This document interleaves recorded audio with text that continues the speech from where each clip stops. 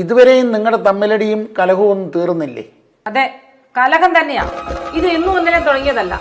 ഇയാളുമായുള്ള ജീവിതം ഞാൻ മടുത്തു. എനിക്ക് എങ്ങനെയെങ്കിലും ഡിവോഴ്സ് തരണം.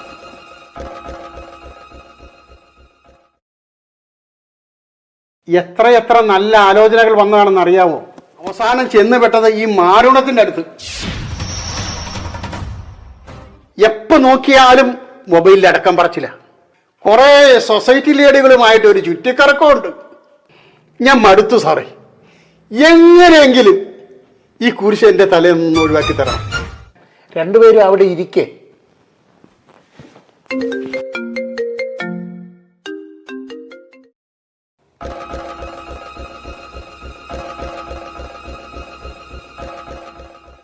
ഒരു വീടാകുമ്പോൾ സൗന്ദര്യപ്പിണക്കങ്ങളും തല്ലുകൂടലും ഒക്കെ പതിവാണ്. അതൊന്ന് അഡ്ജസ്റ്റ് ചെയ്ത് പോകുന്നതല്ലേ നല്ലത്. സഹിക്കാവുന്ന പരമാവധി ഞാൻ സഹിച്ചു.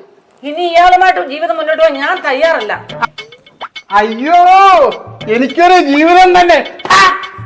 ആർക്ക് വേണോടി നിന്നെ? ആർക്ക് വേണം നിന്നെ? ഒരു സാധനം വന്നേക്കണം.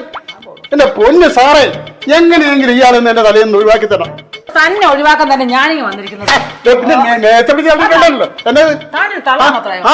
ആ തള്ളൊക്കെ നിന്റെ വീട്ടിൽ പറഞ്ഞാൽ മതി. നീ എന്റെ അടുത്ത് കളിക്കണ്ട കേട്ടോ.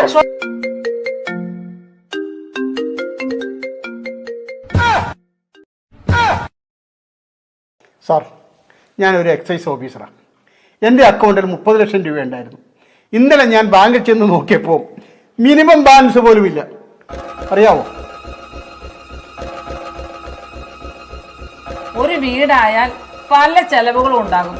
അതിന് ഓരോന്നിനും പ്രത്യേകം കണക്കൊന്നും ഞാൻ എഴുതി വെച്ചിട്ടില്ല.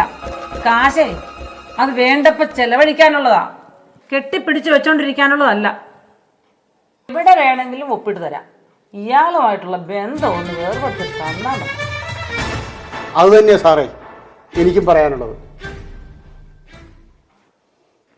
പാറു, അങ്ങോട്ടും ഇങ്ങോട്ടും വഴക്കിട്ടിട്ട് ഒരു കാര്യവുമില്ല.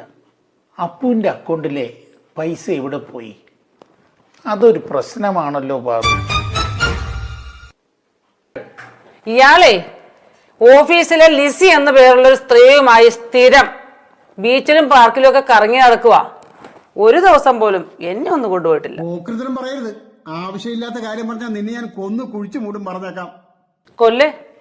കൊല്ലേ എന്നെ കൊന്നിട്ട് താൻ എവിടെ പോകാനാ? തന്നെ കൊണ്ട് ഞാൻ ഗോതമ്പൂടെ തെറ്റിക്കും, പറഞ്ഞേക്കാം.